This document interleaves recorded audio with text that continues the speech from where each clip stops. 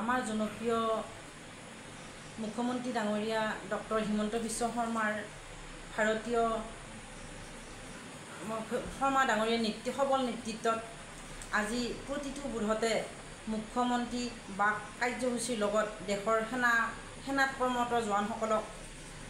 লগতে পৰিয়ালসমূহক দেশৰ মাতৃৰ হকে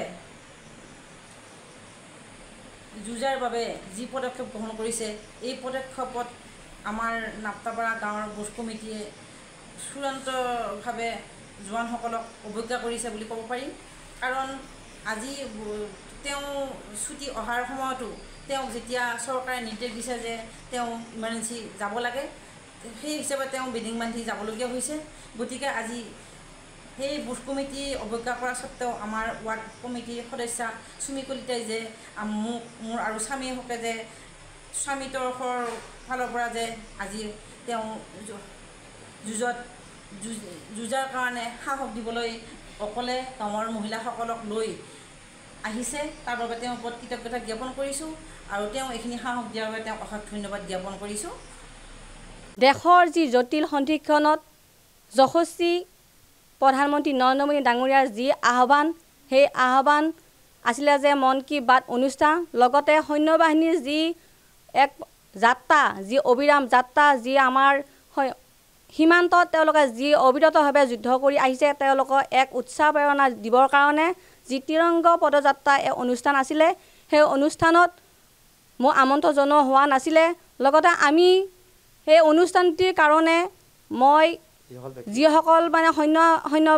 বাহিনীৰ পৰিয়ালটি মই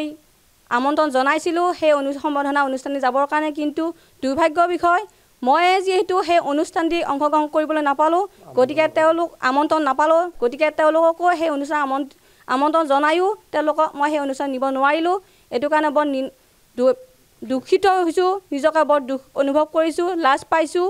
গতিকে মাননীয় প্ৰধানমন্ত্ৰী মহোদয় যি এই মন কি বাত অনুষ্ঠানত আমি সকলোৱে যি এক উৎসাহ আৰু উদ্দীপনাৰে যি আগবাঢ়ি যাম বুলি মই প্ৰতিশ্ৰুতি দিছিলোঁ, গাঁৱৰ গোটেই ৰাইজখিনি মই উলিয়াইছিলোঁ এই অনুষ্ঠানটি যাবৰ কাৰণে, কিন্তু ময়ে যিহেতু যাব নোৱাৰিলোঁ, গতিকে এই অনুষ্ঠানটিৰ কাৰণে মাননীয়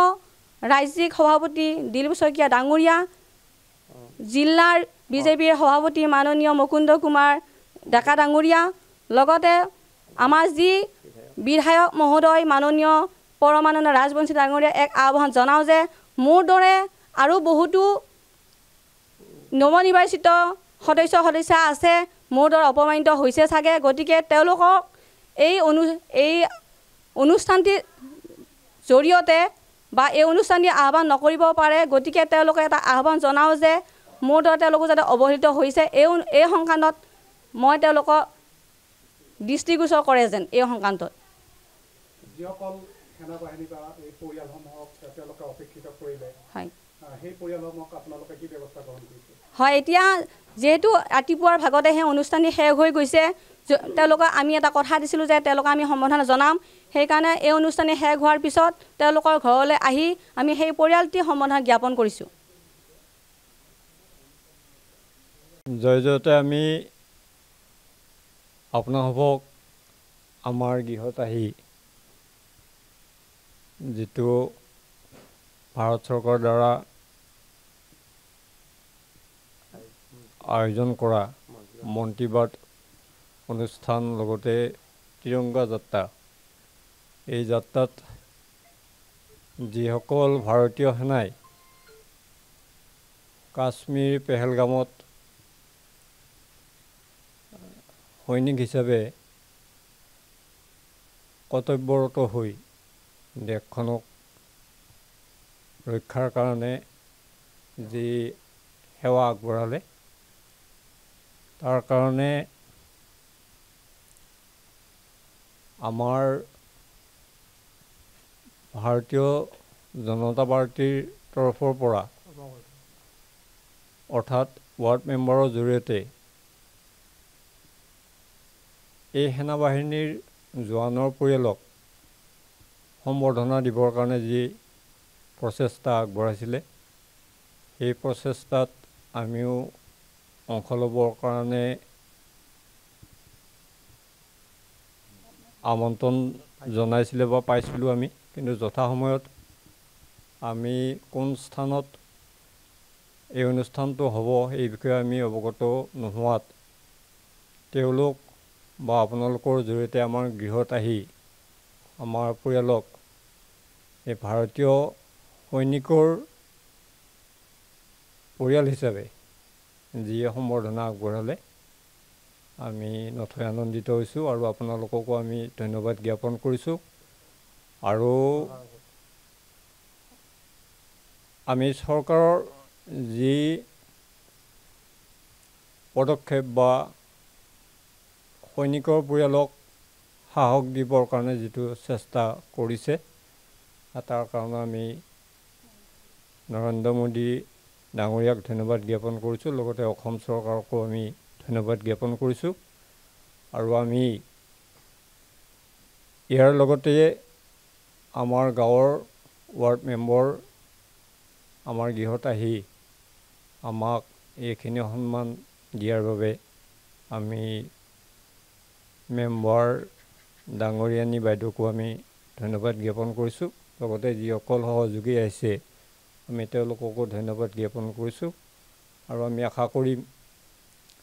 আমাৰ যিহেতু ল'ৰাজন তাতে কাশ্মীৰত আছে কৰ্মৰত হৈ, গতিকে ভালে থাকক, কুশলে থাকক। ধন্যবাদ। আজি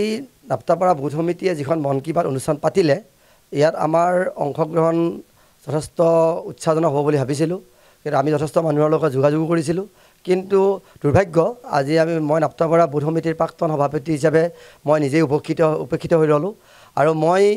উপেক্ষিত হোৱাৰ লগতে মোৰ যি নাপ্তাপাৰা বুথৰ যি সন্মানীয় যি এইটো সমষ্টিত যি নিৰ্বাচিত হৈছিল আমাৰ ৱাৰ্ড মেম্বাৰগৰাকী উপেক্ষিত হ'ল। তাতকৈ ডাঙৰ কথা, আজি মাননীয় যশস্বী প্ৰধানমন্ত্ৰী নৰেন্দ্ৰ মোদী ডাঙৰীয়াই যি অনুষ্ঠানত যি চিন্তা চৰ্চা আগবঢ়াই যি মন কী বাত অনুষ্ঠান অনুষ্ঠিত কৰিলে, ইয়াত আমাৰ গাঁৱৰ কিছু সৈন্য বাহিনী বা কিছু অৰ্ধসামৰিক বাহিনী আমাৰ যথেষ্ট পেহেলগামৰ পেহেলগামৰ যি ঘটনাৰ লগত জড়িত হৈ আছিল তেওঁলোকৰ পৰিয়ালবিলাকক যি সম্বৰ্ধনা জ্ঞাপন কৰাৰ কথা আছিল, তাত আজি আমি আমাৰ নাপ্তাপাৰা বুথ সমিতিয়ে তেওঁলোকক আমন্ত্ৰণ জনোৱা নেদেখিলোঁ। তাৰ পৰা আমি অলপ নিজেও লজ্জাবোধ কৰিছোঁ। সেইবাবে আমি আজি অনুষ্ঠানৰ শেষত আমি নিজে তেওঁলোকৰ ঘৰত আহি উপস্থিত হৈ আমি তেখেতক সম্বৰ্ধনা জ্ঞাপন কৰিবৰ কাৰণে আমি গাঁৱৰ ৰাইজ আৰু মই নিজেই ইয়ালৈকে এওঁলোকৰ ঘৰলৈকে আমি আহিছোঁ। আৰু আমাৰ 2-4জন অৰ্ধসামৰিক বাহিনীৰ ঘৰ আছে, আমি তেওঁলোকৰ ঘৰলৈকেও যাম, গৈ আমি তেওঁলোকক সম্বৰ্ধনা জ্ঞাপন কৰিম। এই ঘটনাটো আপোনালোকে কি বিচাৰিছে? আমি বিচাৰোঁ যে আমাৰ যি নাপ্তাপাৰা বুথ সমিতিৰ সভাপতি বা আমাৰ যি সমিতিখনে যিটো মইমতালিৰে আজি আমাৰ যি সৈন্য বাহিনী পৰিয়ালক যি উপেক্ষিত কৰিলে, আমাৰ যি নৱনিৰ্বাচিত ৱাৰ্ড মেম্বাৰজনীক যি উপেক্ষিত কৰিলে, গতিকে এই বিষয়টো আমি সন্মানীয়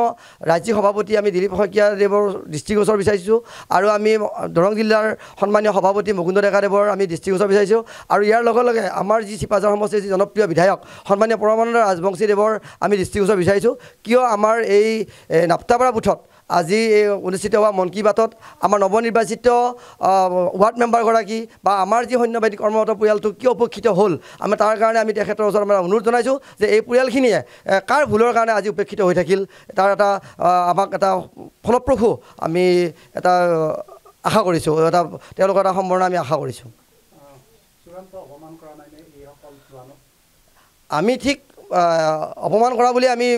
ধৰি লৈছোঁ, কাৰণ এইকাৰণেই যে তেওঁলোক যিহেতু উপেক্ষিত হ'ল, গতিকে আমাৰ ল'ৰাই গৈ আজি পেহেলগামত আমাৰ কৰ্মৰত হৈ আছে, আমাৰ ল'ৰাই গৈ দেশৰ দেশৰ সীমাত গৈ ৰৈ আছে, গতিকে তেওঁলোকক এটা সন্মান দিয়াটো আজিৰ দিনটোত আমাৰ সন্মানীয় প্ৰধানমন্ত্ৰী ডাঙৰীয়া সপোন দেখিছিল। আৰু সেই সপোন পূৰাবৰ কাৰণে হয়তো আমাৰ দৰে নেতৃত্বক বিচাৰিছিল, গতিকে আমাৰ দৰে নেতৃত্ববিলাকে যেতিয়া উপেক্ষা কৰিছে, গতিকে এই ক্ষেত্ৰত আমাৰ সন্মানীয় ঊৰ্ধ্বতম কৰ্তৃপক্ষই নিশ্চয় দৃষ্টিগোচৰ কৰিব বুলি মই আশা ৰাখিছোঁ। মই যিখন চাৰ্কুলাৰ পাইছোঁ, এইখন চাৰ্কুলাৰৰ মতেতো আমাৰ নাপ্তাপাৰা বুথ সমিতিয়ে কোনো কাৰণতেই মই ইমপ্লিমেণ্ট কৰা নাই বুলি মোৰ দৃষ্টিগোচৰ হৈছে। কাৰণ মই যিহেতু অনুষ্ঠানত যিহেতু মই যোৱা নাই, নগ'লেও মই কিন্তু আমাৰ যিখিনি প্ৰতিনিধি, আমাৰ যিখিনি নাপ্তাপাৰা ৰাইজ, আমি তেওঁলোকৰ লগত সততে আমি যোগাযোগ ৰাখিছোঁ যে আমাৰ কি হৈ আছে, কি হোৱা নাই। আৰু আমি তেওঁলোকৰ যিখিনি আশা দেখিছোঁ সেইখিনি আমি গাঁৱত আমি মন কী বাত অনুষ্ঠানৰ পিছতে আমি সেইখিনি আমি সৈন্য বাহিনীৰ ঘৰলৈকে গৈ বা আমাৰ অৰ্ধসামৰিক বাহিনীৰ ঘৰলৈকে গৈ আমি সেইখিনি পূৰণ কৰিছোঁ আমি।